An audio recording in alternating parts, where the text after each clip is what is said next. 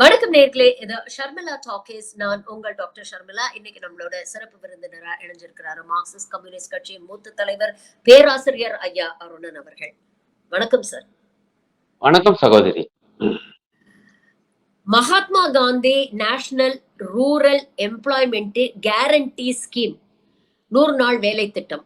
Guarantee அப்படிங்கிற வார்த்தையே இது ஒரு ஆப்ளிகேஷன். அரசு மக்களுக்கு, ஏழை எளிய மக்களுக்கு கொடுக்கக்கூடிய ஒரு கேரண்டி, ஒரு ஆப்ளிகேஷன். உங்களுக்கு 100 நாள் வேலையை கொடுத்து அதற்கான கூலியும் நாங்க கொடுப்போம், அதையும் நேரத்துல கொடுப்போம் அப்படிங்கிற ஒரு கேரண்டி தான். மன்மோகன் சிங் காலத்துல ஆரம்பிக்கப்பட்ட இந்த ஒரு ஸ்கீமுக்கு இன்னைக்கு தமிழ்நாட்டுக்கு 4034 கோடி ரூபாய் பாக்கி வச்சிருக்கு ஒன்றிய அரசு அப்படின்னு திமுக எம்பிக்கள் நாடாளுமன்றத்துல இத பத்தி பேசுறாங்க. என்ன காரணம்னு நினைக்கிறீங்க? ஒருவேளை மகாத்மா காந்தி பேர் இருக்கிறதுனாலயா, இல்ல காங்கிரஸ் காலத்துல ஆரம்பிக்கப்பட்ட ஒரு திட்டம் அப்படிங்கிறதுனாலயா, இல்ல தொடர்ந்து எதிர்க்கட்சி ஆளக்கூடிய மாநிலங்களுக்கு ஏதாவது ஒரு விதத்துல அவங்களுடைய நிதியை முடக்கணும் அப்படிங்கிறதுக்காகவா? ஏன்னா இந்த ஸ்கீம்ல தமிழ்நாடு தான் one of the best performing states அப்படிங்கிற தரவுகளோட இருக்கு. அப்ப என்ன காரணத்தினால இந்த நிலைப்பாடு ஒன்றிய அரசு எடுக்குது? இந்த திட்டம் நீங்க சரியா குறிப்பிட்டது போல சகோதரி, மன்மோகன் சிங் பிரதமராக இருந்த காலத்துல கொண்டு வரப்பட்டது. இன்னும் சொல்ல போனா மார்க்சிஸ்ட் கட்சி உள்ளிட்ட இடதுசாரி கட்சிகள் வெளியிலிருந்து ஐயா மன்மோகன் சிங்குடைய ஆட்சியை ஆதரித்து கொண்டிருந்த காலத்துல கொண்டு வரப்பட்டது. இடதுசாரிகளுடைய முன்முயற்சியால் கொண்டு வரப்பட்டது என்று சொல்லலாம். ஏன்னா கிராமப்புற ஏழைகளுக்கு வேலை உறுதி தரணும். அப்ப இந்த மாதிரி ஒரு 100 நாட்களுக்கு வேலை, அதற்கு ஒரு குறைந்தபட்ச ஒரு ஊதியம் என்பது தரப்பட வேண்டும். அது ஒரு வேலையை வாங்கிட்டா அது உரிய முறையான முறையில வேலை வாங்கணும். அது அந்தந்த மாநில அரசுடைய நிர்வாக ஏற்பாடு பொறுத்தது. அது குறிப்பாக கிராமங்கள்ல அந்த கண்மாய், குளம் போன்றவற்றை எல்லாம் தூரெடுப்பது போன்ற பல வேலைகளை பார்க்கக்கூடிய ஒரு திட்டம் இது. இந்த திட்டம் ஆரம்பம் முதலே அந்த காலத்துல இருந்தே பாஜகவுக்கு பிடிக்காத திட்டம். நீங்க சில காரணங்களை சொன்னீங்க. ஏன் இந்த 4000 சொச்சம் கோடி ரூபாயை தராம இழுத்தடிக்கிறாங்க? அதற்கு சில காரணங்கள் சொன்னீங்க. காந்தி பேர்ல இருப்பது காரணமா? ஆமா, காரணம். அதை விட மிக முக்கியம், இது கிராமப்புற ஏழைகளுக்கான திட்டம் என்பது. இந்த ஏழைகளுக்கானது என்றாலே அவங்களுக்கு பிடிக்காது. ஆனா அவங்க இந்துக்களுக்கான கட்சி பாஜகன்னு சொல்லுவாங்க. இந்துக்களுக்கான ஆட்சி மோடி ஆட்சிம்பாங்க. ஏழைகள் அதிகமாக இருக்கிறாங்க அப்படின்னா அவங்க புறமே ஏழைகள் தான், இந்துக்கள் தான். ஏன்னா இந்தியா முழுக்க 80% பேர் இந்துக்கள்.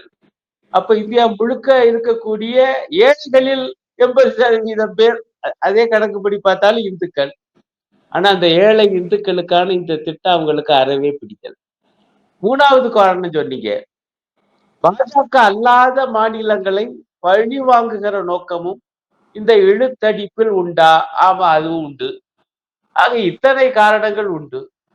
இப்ப கூட சகோதரி கனிமொழி கேள்வி எழுப்பினாங்க, எங்க இந்த 4000 கோடி ரூபாய் இழுத்தடிக்கிறீங்க? இப்ப நீங்க நல்லா சொன்னீங்க, இந்த திட்டத்தை முறையாக அமுல்படுத்தி அந்த கணக்கை கொடுக்கணும். கொடுத்து அதன் அடிப்படையில தான் தொகை என்பது தரப்படும். அப்படி ஒழுங்காக இந்த வேலை திட்டத்தை அமுல்படுத்துகிற மாநிலங்கள் சிலதான். அதிலே ஒன்று தமிழ்நாடு. அதனாலையும் பழி வாங்குறாங்க போல் இருக்கு. ஆகவே கடந்த 4-5 மாத காலமாக தரப்படல. ஜனவரி மாசமே இருந்தே தரல. இந்த ஆண்டு ஜனவரியில் அப்பவே முதலமைச்சர் கடிதம் எழுதியிருக்காரு. அப்பவே 1000 லட்சம் கோடி ரூபாய் பாக்கி. இப்ப இந்த 3-4 மாத காலம் மேற்கொண்டு ஆக மொத்தத்தில் 4-5 மாதங்களாக தரல. ஆக அவங்களுக்கான ஊதியமும் தரல. சில உபகரணங்கள் வாங்கணும் போல் இருக்கு இந்த திட்டத்தின் கீழ். எல்லாம் சேர்த்து தான் அந்த 4000 கோடி ரூபாய். ஆக மொத்தத்துல 4000 கோடி ரூபாய் பாக்கி. பல லட்சம் கோடி ரூபாய்க்கு பட்ஜெட் போடுது இந்த அம்மா, நம்முடைய நிதியமைச்சர் நிர்மலா சீதாராமன்.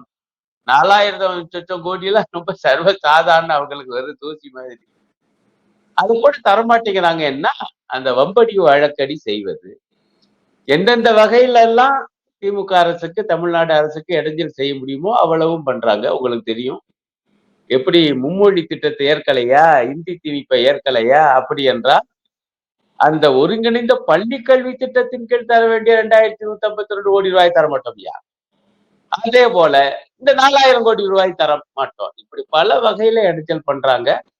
இது முதலமைச்சரும் சரி, மற்ற அமைச்சர்கள் நல்லா சொல்லியிருக்காங்க. ஐயா, இது உழைச்ச காசு. அவங்க இப்ப நபிகள் நாயகம் தான் நல்லா சொல்வாரு. உழைப்பாளருக்கு உழைச்சானே அப்ப அவனுடைய வேர்வை உருவாகி இருக்குமே உடம்புல, அது வற்றுவதற்குள் அதற்கான கூலியை கொடு. உழைப்பாளருக்கு உழைப்பினால் வரக்கூடிய வியர்வை வற்றுவதற்குள் கூலியை கொடு.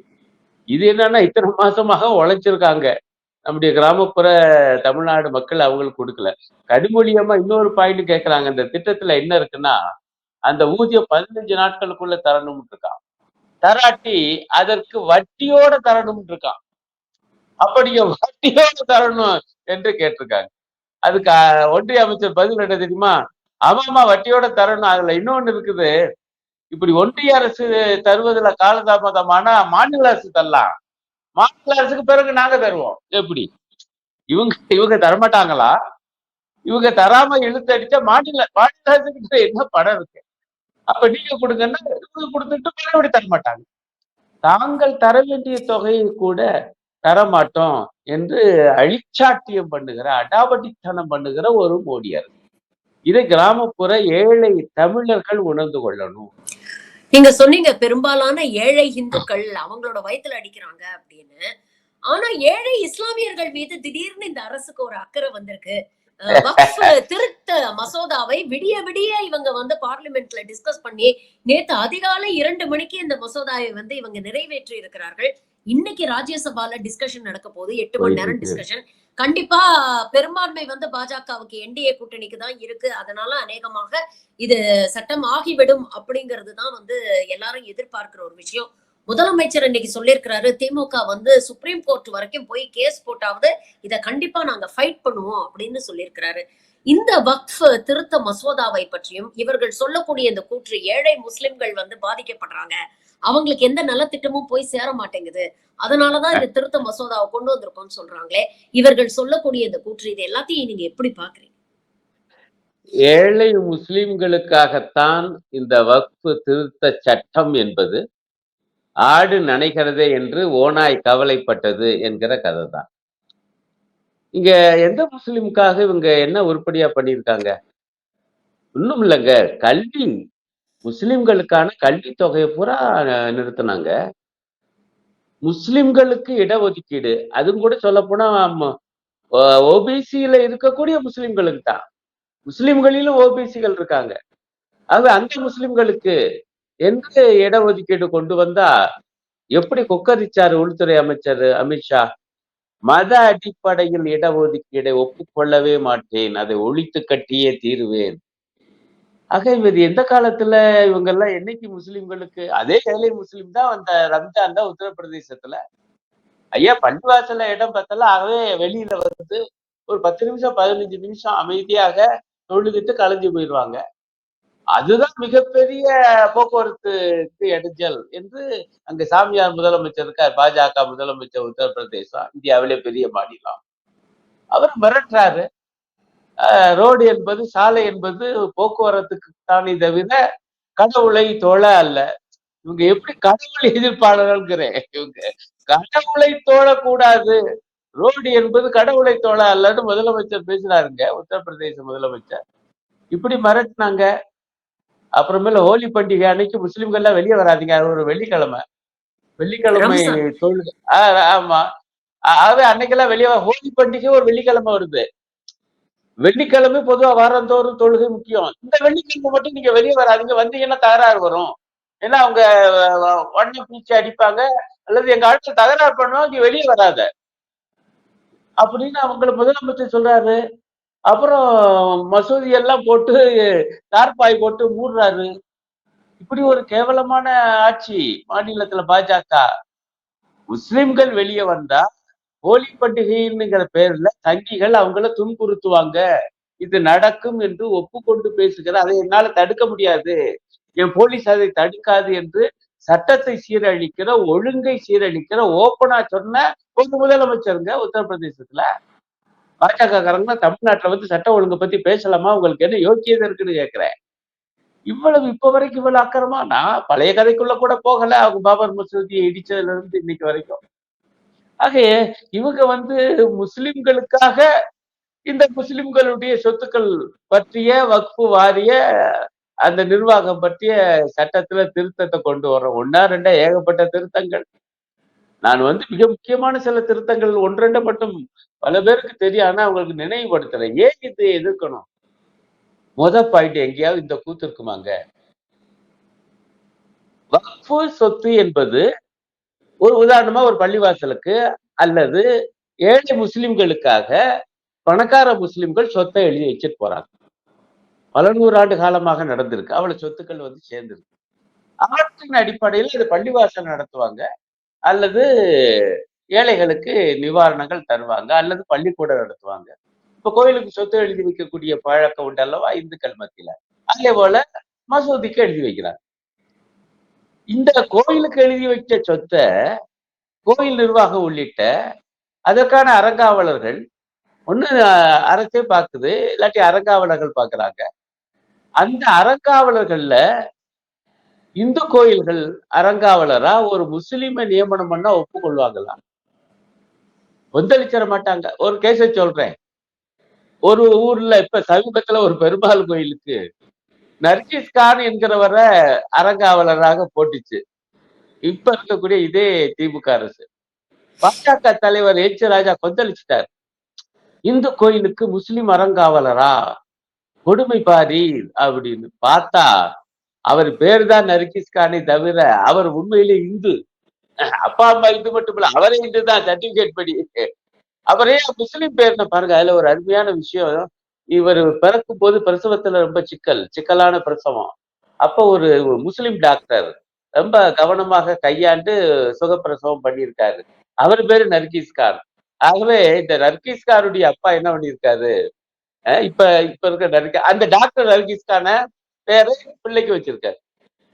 ஆக ஒரு முஸ்லிம் டாக்டர் பேரை ஒரு இந்து தகப்பனார் தனது இந்து பிள்ளைக்கு வச்சிருக்கார். இதுலயே தமிழ்நாட்டுடைய மத நல்லிணக்க நல் மரபு வெளிப்படும். இதெல்லாம் தெரியாம ஒரே ஆர்ப்பாட்டம் எக்ஸாலத்துல. நான் அப்பவே அதை எடுத்து பதிவு போட்ட இந்த விஷயம் வந்த உடனே அப்ப வச்சுக்கோங்க, ஐயா பெருமாள் கோயிலுக்கு முஸ்லிம் அறங்காவலரா போடக்கூடாது, ரைட்டு. அப்ப வக்ஃபு வார்டுல கொண்டு போய் அந்த போர்டுல கொண்டு போய் முஸ்லிம் அல்லாதவரை போடலாமா? இந்த சட்டம் என்ன சொல்லுது? மாநில அளவிலான வக்ஃபு வாரியத்திலும் மத்திய அளவிலான வக்ஃபு வாரியத்திலும் கண்டிப்பாக 2 முஸ்லிம் அல்லாத உறுப்பினர்களை நியமிக்கணும்னு போட்டு வச்சிருக்காங்க. முஸ்லிம் சொத்தை நிர்வகிக்க. முஸ்லிம் அல்லாதவங்கன்னா அவங்க யார போடுவாங்க? 2 சங்கிகளை போடுவாங்க. அவர் என்ன சொல்லுவாரு? இது வக்ஃபு சொத்தே இல்லைன்னு போய் கோர்ட்ல போய் சொல்லுவாரு. அவரே போய் சொல்லுவாரு. இப்ப ஒரு சொத்து வக்ஃபு சொத்தா அல்லது அரசு சொத்தான்னு ஒரு டிஸ்பியூட், ஒரு தகராறு வந்தா அதே இந்த சட்டம், இந்த திருத்த சட்டத்துல இன்னொரு இடத்துல என்ன இருக்குன்னா அத கலெக்டர் தீர்மானிப்பாரு. இப்ப உத்தரப்பிரதேசம் வச்சுக்கோ, அங்க கலெக்டர் யாரா இருப்பாரு? வங்கி ஆதரவாளராக இருப்பார். அந்த அரசாங்கம் போட்டு அந்த கலெக்டர் சொத்து ஒரு விவகாரம் போகுது. இது அரசு சொத்து தான், ஆனா வக்ஃபு சொத்துன்னு வம்பு பண்றாங்கன்னு கலெக்டர் யார கூப்பிடாருன்னா இந்த வக்ஃபு வாரியத்துல இந்த 2 பேரை போட்டு வச்சிருக்காங்கல்ல சங்கிகளை, முஸ்லிம் அல்லாத அவங்கள கூப்பிட்டு கேட்பார்ல. அவர் ஆமா ஆமா இது எங்க சொத்தே இல்லைன்றார். கலெக்டர் தீர்ப்பு சொல்லுவாரு. இப்படி எல்லாம் அதுல இருக்குங்க. ஆகவே ஏற்கனவே உள்ள சொத்துக்களை பூரா கபலீகரம் பண்ணுவதற்கான சரத்துக்கள் இருக்கு. 1. புதுசா யாரும் வக்ஃபுக்கு சொத்து எழுதி வைக்க கூடாது. அதுக்கு இடைஞ்சல் பண்ற ஒரு ஷரத்து இருக்கு. அந்த ஷரத்தை படிச்சு பார்த்து அசந்து போயிட்டேன். அந்த ஷரத்தை என்ன சொல்லுதுன்னா, வக்ஃபுக்கு சொத்தை எழுதி வைக்கணும்னா அவர் 5 ஆண்டுகள் ஆகிலும் இஸ்லாமை முறையாக பின்பற்றியவராக இருக்க வேண்டும்.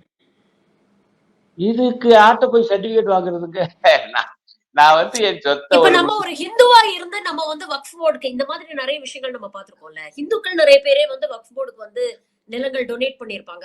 அவங்க இனிமே இப்ப கொடுக்க முடியாது. இந்து முஸ்லிம் அல்லாதவங்க கொடுக்க முடியாது. முதல் பாயிண்ட் அந்த சட்டத்தின்படி.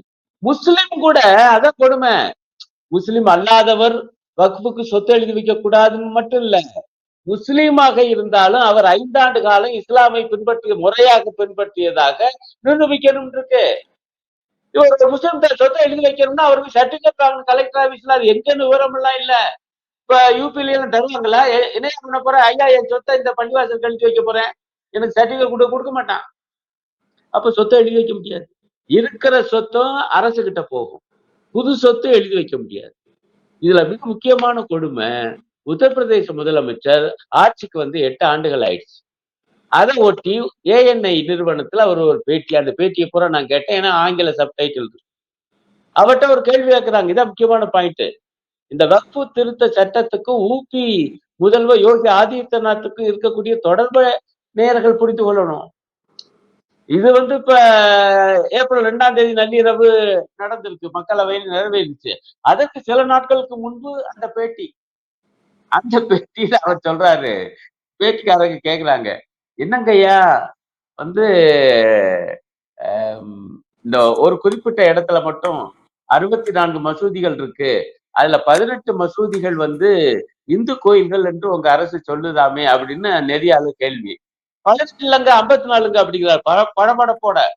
64ல் 54 மசூதிகள் கோயில்கள் தான் என்று நாங்க கண்டுபிடிச்சிட்டோம், எங்க சம்பல் பகுதியில மட்டும், ஒரு பகுதியில மட்டும். இப்ப அதை கைப்பற்றுவோம். அந்த அம்மா திரும்ப கேக்குது, ஒரு லேடி தான் ஆங்கர், திரும்ப கேக்குது, அப்ப எத்தனை மசூதிகளை தோண்ட போறீங்க? எத்தனை மசூதிகள் கோவில்கள் என்ன சந்தேகிக்கிறோமோ அத்தனை மசூதிகளை தோண்டுவோம். முதலமைச்சருங்க பதில் சொல்றாரு. அப்ப அப்புறமேல் கேள்வி, அதை ஒட்டிதான் கேள்வி வருது. இந்த வக்ஃபு திருத்த சட்டம் அதனுடைய நோக்கமே இந்த மசூதிகளை அதெல்லாம் அரசு இடத்துல இருக்குன்னு சொல்லி கைப்பற்றுவதுதானாம்ல அப்படின்னு அந்த அம்மா கேக்குது. அவரு பதிலு, இந்த வக்ஃபு திருத்த சட்டம் மிக மிக முக்கியம், உடனடியாக அதை நிறைவேற்றும். மறுக்கல. வக்ஃபு திருத்த சட்டத்துல நான் சொன்ன பாருங்க, பாயிண்ட் புரியுதுங்க.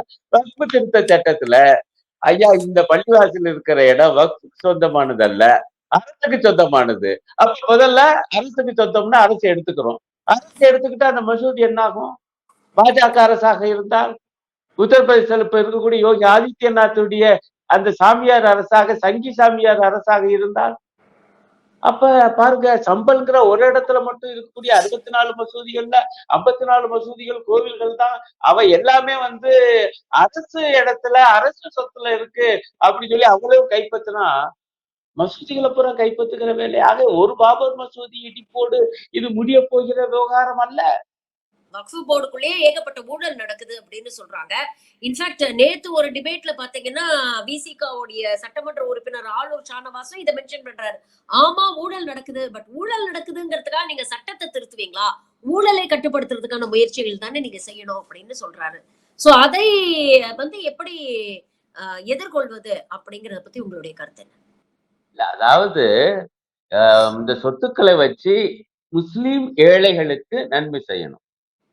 ஆனால் அது சில இடங்கள்ல நடப்பதில்லை. அதுலயும் முஸ்லிம் சுயநலவிகள் அந்த சொத்துக்களை பயன்படுத்திக்கிறாங்க, தங்களுடைய நலனுக்காக அதை கைப்பற்றி கொள்றாங்க. அல்லது முஸ்லிம் அது வக்ஃபு இடத்தை கைப்பற்றிக்கிட்டு அதுக்கான வாடகை கூட ஒழுங்கா தர்றது இல்லை. இது நடக்குது. இது இங்கேயும் நடக்குது. எங்க இந்து கோவில் சொத்துக்களையும் நடக்குது இல்ல. ஊழல் எங்க நடக்காம இருக்குது? பிரச்சனை என்பது என்னன்னா, அந்த ஊழலை தடுப்பது எப்படி?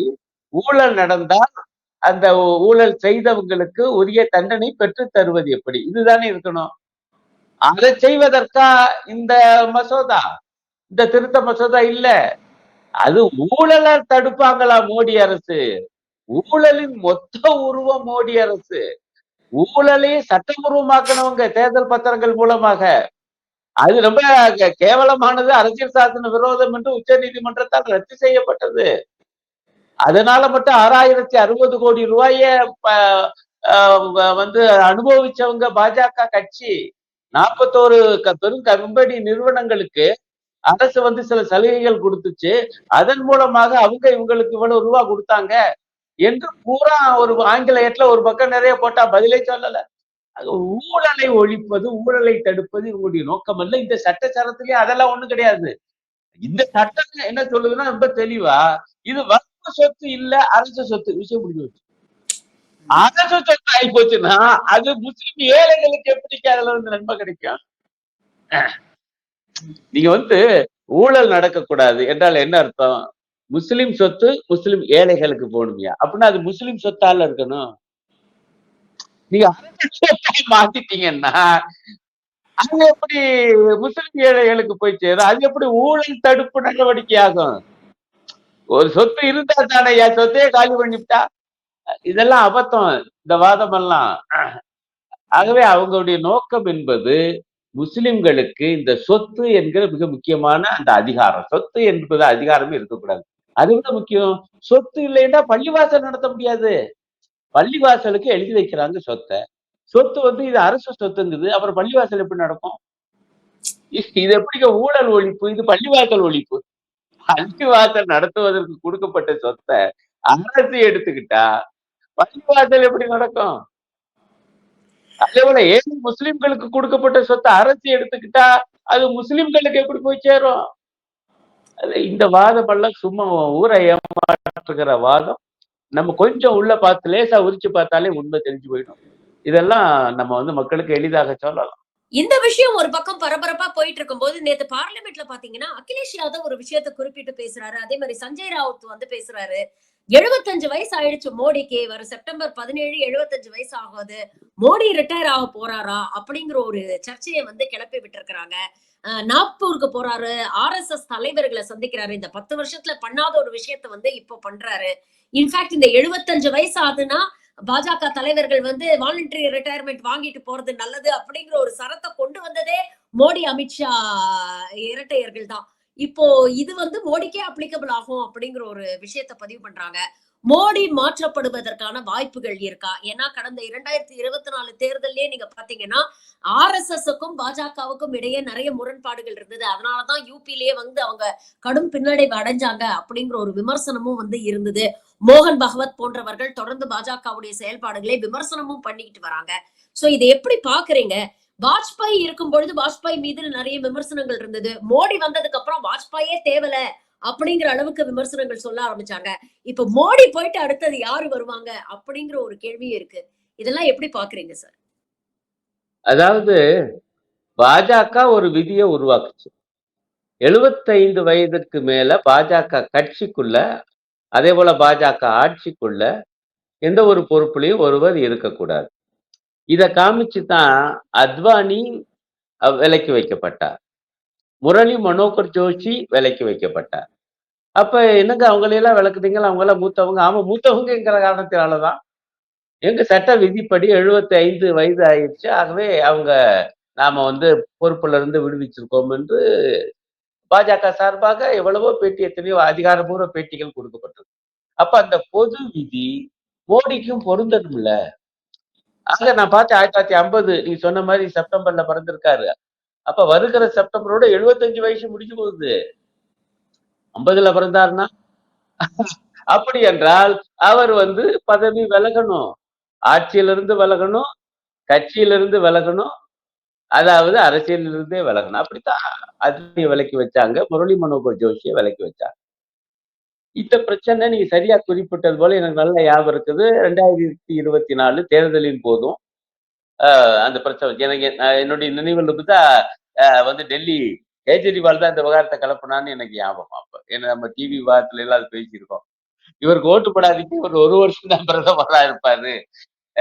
பாஜக விதியின்படி 75 வயசு வந்தா அவரு இருக்க முடியாது. 1 வருஷம் இருக்கவர் எதுக்குயா ஓட்டு அப்படின்னு அந்த பிரச்சனையெல்லாம் அவர் கிளப்புனான்னு எனக்கு ஞாபகம். அது வேறு சிலர் பிறகு அதெல்லாம். அப்ப அவங்க ஒண்ணும் பேசிக்கல. இப்ப பாருங்க அந்த 1 வருஷமும் முடிய போகுது. அப்படி என்றால் இந்த செப்டம்பர் வரும்போது அவர் பதவி விலகணும்ல. இப்ப நீங்க அவர் வந்து ஆர்எஸ்எஸ் அலுவலகம் நாக்பூர் போறாரு என்று முன்னாடி செய்தி வந்துச்சு. மார்ச் 30ஆம் தேதி போறாருன்னு கரெக்ட்டா பார்த்தா அன்னைக்கு தான் போனாரு. நான் அத ஒட்டி கூட ஒரு கட்டுரை ஒரு ஏட்டுக்கு குடுத்தேன். அவங்க அத கூட 29ஆம் தேதி போட்டாங்க. அதேபோல 30ஆம் தேதி அவர் போனாரு. அது வந்து மிக பொருந்தி வந்துச்சு. ம். இப்ப அவர் அங்க போயி அ ஹெட்கேவாருக்கு அவருக்கு அஞ்சலி செலுத்தினாரு. அவங்க குருஜி கோல்வாலுக்கு அஞ்சலி செலுத்தினாரு. மோகன் பகவத் பார்க்குறாரு. அப்புறம் ஒரு ஆர்எஸ்எஸ் பத்தி பிரமாதமா புகழ்ந்து பேசினாரு. இதெல்லாம் கேட்டோம். இப்ப என்ன நமக்கு ஒரு சந்தேகம் வருதுன்னா, இவர் அங்க இப்ப போனது ஏன்? 10 ஆண்டு காலமா போகாதவரு. அப்ப 2 பாயிண்ட். 1 சரி நானும் பாஜக விதிக்கு கட்டுப்பட்டு விலகிக்கிறேன். செப்டம்பர் மாசத்துல இருந்து. 75 வயசாகி போயிருது. ஆகவே அடுத்தவர் யாரு? அடுத்த பிரதமர் யாரு என்று ஆர்எஸ்எஸ் தலைவருடன் பேச போனாரா? அப்படி இருக்கலாம். இல்லாட்டி எனக்கு மட்டும் அந்த விதியிலிருந்து விலக்கு குடுங்க.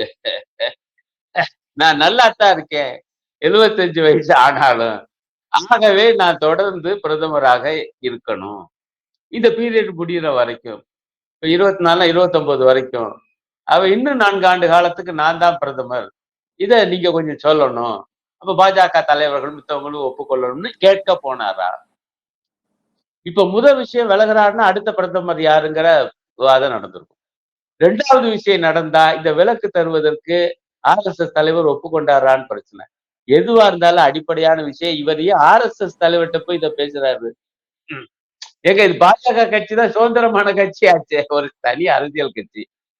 இப்ப இவருக்கு விலக்கு தர்றதா இல்ல விதியை பின்பற்றதான்னு பாஜக குழு கூடி முடிவு பண்ணணும். பாஜக தலைவர் அதுக்குன்னு ஏதோ தேசிய நிர்வாக குழு இதெல்லாம் இருக்கும்ல.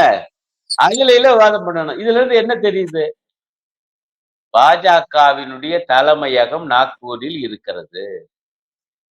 பாஜகவுடைய குருபீடம் ஆர்எஸ்எஸ் தான்.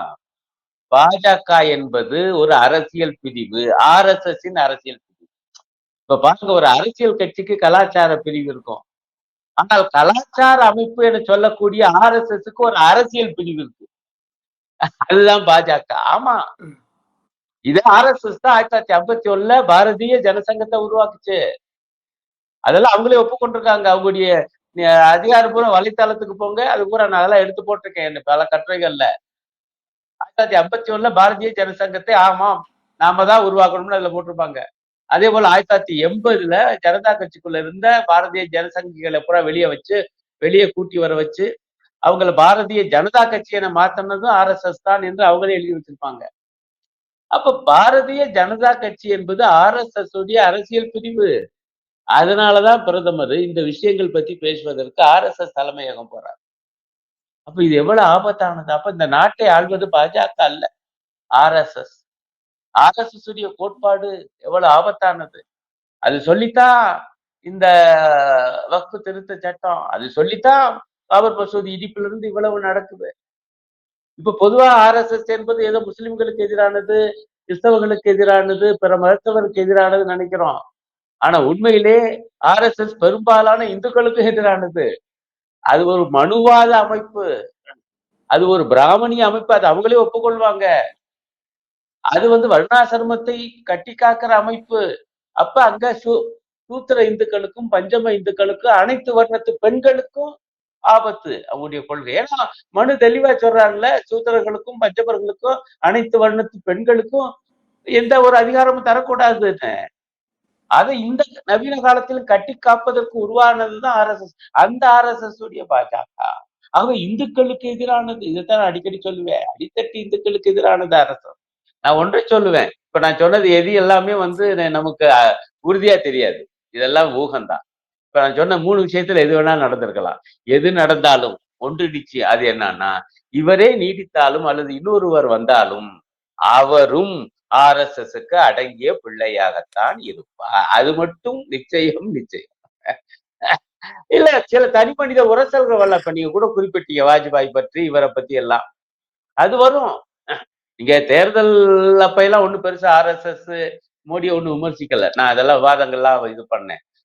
உத்தரப்பிரதேசத்துல தோத்ததுக்கு காரணம் அவங்க உத்தரப்பிரதேசத்துல சாமியார் ஆட்சி உடைய அந்த கொடூரங்கள் கெடுதல்களை இந்து மக்களே உணர்ந்து கொண்டு அவங்க ஓட்டு போடல. ஆர்எஸ்எஸ் பாஜக தான் வேலை பார்த்துச்சு. ஆனால் தேர்தலுக்கு பிறகு அவங்க ஒரு 63 இடங்களை இழந்துட்டாங்க. 240 தான் கிடைச்சிச்சு 303ல. இந்த இழப்புக்கு என்ன காரணம் என்றால் மோடியுடைய சில பேச்சுக்கள் காரணம். தன்னுடைய கடவுளின் அவதாரம் சொன்னார்ல தேர்தல் பிரச்சாரத்தின் போது, அத்தகைய பேச்சுக்கள் தவிர்க்கப்பட வேண்டும் என்று மோகன் பகவத் பேசினார். எப்ப தேர்தலா முடிஞ்ச பிறகு. இப்ப வெளிப்படையா முஸ்லிம்களை ஏற்று பேசிட்டார் தேர்தல் நேரத்துல அப்படின்னு சொன்னார் தேர்தலுக்கு பிறகு. ஆகவே இந்த மாதிரி உரசல்களை வச்சு நம்ம ஏமாந்துடக்கூடாது. அதெல்லாம் அது குடும்பத்துல அவ்வப்போது வரக்கூடிய சின்ன உரசல்கள் மாதிரி. அடிப்படையில பாஜக தலைவர்கள் அவங்க கட்சியில இருந்தாலும், ஆட்சியில இருந்தாலும் ஆர்எஸ்எஸ்க்கு அடங்கிய பிள்ளைகள். ஆக மோடியும் அடங்கிய பிள்ளைதான். இவர் நீடிச்சாலும் சரி, இவருக்கு பதிலா இன்னொருத்தர் வந்தாலும் அவரும் ஆர்எஸ்எஸ்க்கு அடங்கிய பிள்ளையாகத்தான் இருப்பாரு. நாட்டுக்கு நாசம் செய்வாரு. இதைத்தான் நம்ம புரிந்து கொள்ளணும். ஆகவே ஆர்எஸ்எஸ்ஸையும் பாஜகவை அரசியல் ரீதியா எதிர்க்கணும். ஆர்எஸ்எஸ் கருத்தியல் ரீதியாகவும், சமூக இயல் ரீதியாகவும், சிவில் சமூக ரீதியாகவும் எதிர்த்து போராடி அவங்களை வீழ்த்த வேண்டிய ஒரு பெரும் கடமை இன்றைக்கு எதிர்கால இந்தியாவுக்கு இருக்கு. பல விஷயங்களை இன்னைக்கு எங்களோட பகிர்ந்துகிட்டீங்க. உங்கள் நேரத்துக்கும் கருத்துக்களுக்கும் மிக்க நன்றி sir. Thank you very much for joining. நன்றி சகோதரி.